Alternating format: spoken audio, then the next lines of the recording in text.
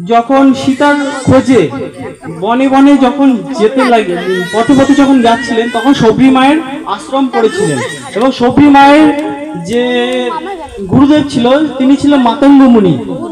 মাতঙ্গ মুনি তাকে বলেছিলেন যে একদিন রাম তো দৌড়ে আসবে। সেই কথা শুনে সবরি মা কিন্তু দিনের পর দিন রামের পথ চেয়ে বসে থাকতো। এমনকি তার আশ্রম থেকে যে রাস্তা, সেই রাস্তা সবসময় ফুলে বিছানো থাকতো যে রাম কবে আসবে, রাম কবে আসবে। এইরকম সবরি মায়ের মতো ভক্তি দরকার ছিল। তো সবরি মা যখন রাম এসেছিল, তখন এই চৌপাহির যে মানে অর্থ তা আমি বলছি। চৌপাহি হিন্দিতে ছিল, আমি তার বাংলা অর্থ বোঝাচ্ছি।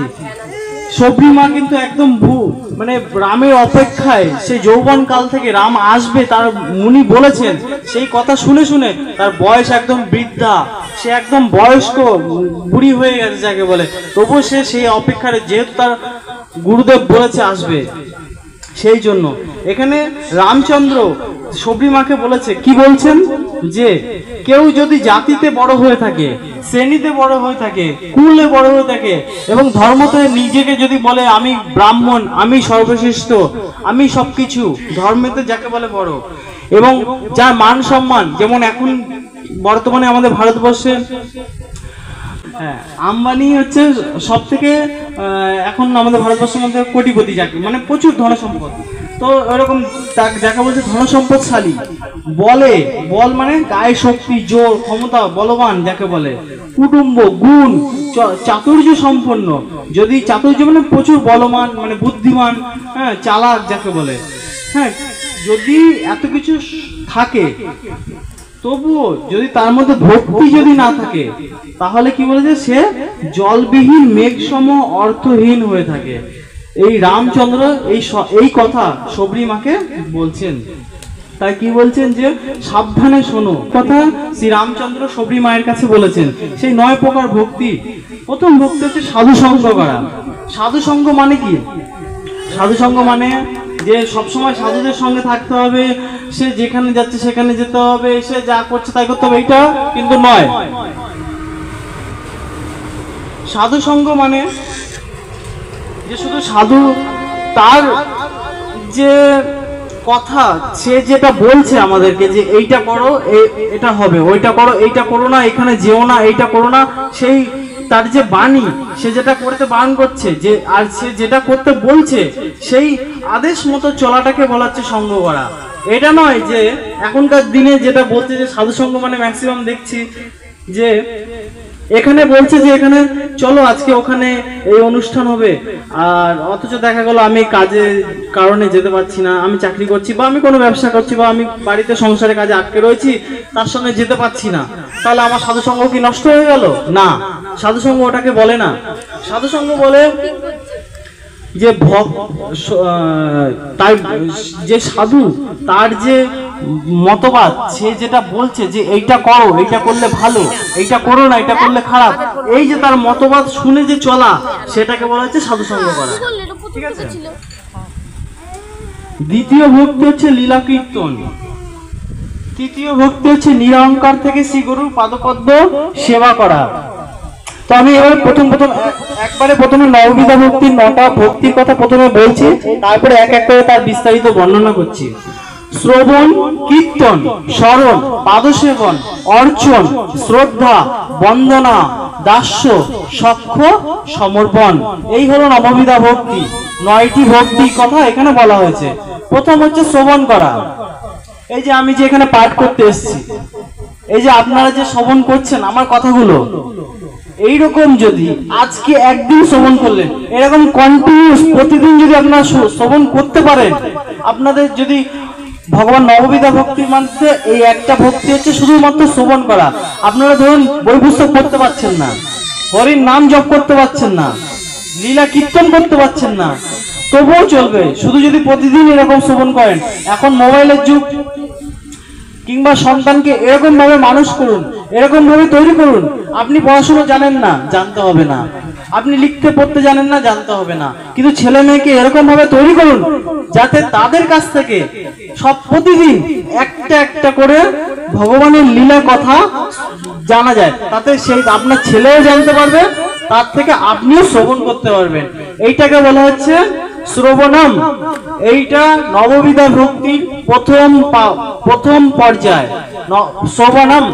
আমি যে আজকে ভগবত কথা বলছি, আপনারা যেটা শ্রবণ করছেন, এতেও আপনাদের নাম যজ্ঞের ফল পাওয়া যায়। আজকে যারা যারা এখানে এসেছেন, যারা যারা শ্রবণ করছেন, তাতেও আপনাদের উদ্ধার হয়ে যায়।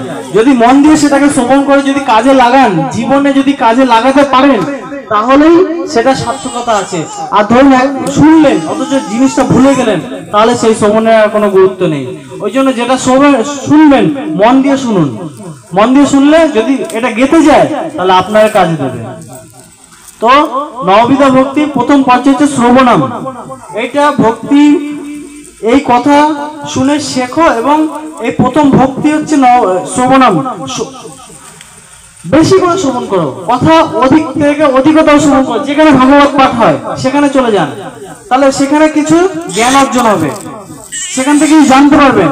যেখানে ভাগবত পাঠ হয়, আজকে দাদার বাড়িতে হয়েছে, কালকে বড়বাজার হবে, পরশুদিন বেহুলা হবে, এরকম বিভিন্ন জায়গায় পাঠ হতেই থাকে একের পর এক। ওই যেখানে সেখানে যান এবং শ্রবণ করুন, সেটাকে প্রথম ভক্তি বলা হয়। কীর্তন, অধিকতর কীর্তন করুন। এখানে কীর্তন বলতে বোঝানো হচ্ছে নাম জপ, ঠিক আছে? নাম জপ অধিকতর থেকে অধিকতর হবে, তখনই ভগবানের দর্শনের অধিকারী হবে। আপনি দেখুন, আপনি যখন গান করতে যাবেন না, তখন আপনাকে প্রথমে সা রে গা মা পা ধা নি সা একটা একটা করে জিনিস শিখতে হবে। তেমনি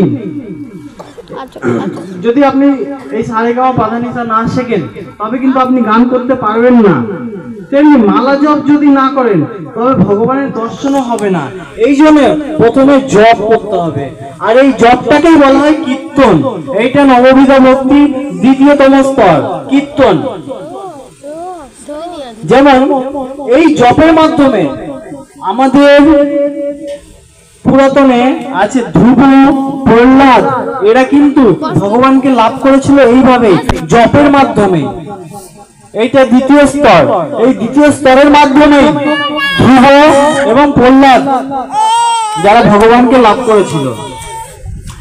নববিধা ভক্তি তৃতীয়তম স্তর হচ্ছে স্মরণ করা।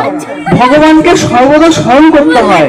কি কিরকম ভাবে স্মরণ করতে হয় না, যে হে নাথ, আমি জানি কখনো আপনাকে না ভুলি, তাই সর্বদা ভক্তদের সাথে উঠতে বসতে ভগবানের কথা আলোচনা করুন এবং ভগবানের কথা সম্বন্ধে জিজ্ঞাসা করুন, চিন্তা করুন। ভগবানের কথা বলতে বলতে গিয়ে যখন দেখবেন যে আপনার ভগবানের কথা বলতে বলতে চোখে জল আসছে, তখনই বুঝবেন যে আপনি ঠিক পথে যাচ্ছেন, ভক্তির পথে।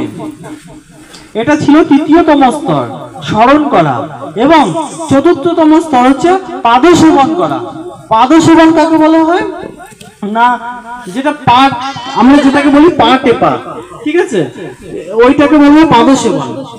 কেন এরকম বলেছেন, যে যেমন স্ত্রী যদি কোনো স্বামীর পদ সেবন করে, অর্থাৎ পা টিপে দেয় যেটাকে বলে, ওটা যদি আপনি বাড়িতে করতে করেন, দেখবেন সেই বাড়িতে কোনোদিনও লক্ষ্মীর অভাব হবে না। ছোট ছোট ছেলে মেয়েরা যদি মা বাবাকে পা টিপে দেয় না, এখনকার দিন তো একটু আধুনিক হয়ে গেছে, আগেকার দিন এরকম ছিল, ছেলে মেয়েরা বাবা মাকে ভালোবাসতো, পা টিপে দিত ছোটবেলায়। এতে যখন এখনো যদি ছোট ছোট ছেলে মেয়েরা বাবা মাকে বা কোনো বৃদ্ধা মানে ঠাকুমা দাদু এদেরকে যখনই পাটা টিপে দেবে, গা টিপে দেবে, দেখবেন তারা মনের শান্তিতে